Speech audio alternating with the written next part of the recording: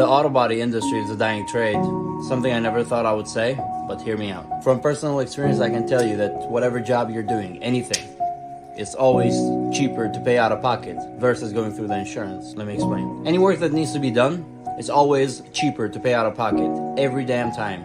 Except when you get to auto body. Dental work, health and medicine, plumbing, even construction. Anything that needs to be done through the insurance companies is always, the estimate is always more every damn time. Except when you get to auto body. The auto body rate is not going up. It's not moving. And what makes it worse, when you get a customer pay job, the writer or the shop just writes them a cheaper estimates, cutting down the repair time, which comes mostly out of the technician's pocket. And what even makes it worse than worse, the mechanical rate is double or sometimes triple the body rate. Most of the mechanics now, they're only replacing parts. For us, body technicians, nothing really tells you how to repair a specific dent. This all has to come from your brain and experience. So I really don't get how mechanics are making more than body technicians. Anyway, if you want to get into the automotive industry, I highly suggest to go as a mechanic. That's what I studied. That's why my name is Metal Mechanic, by the way. So if you want to get into the auto industry, get into don't get into bodywork.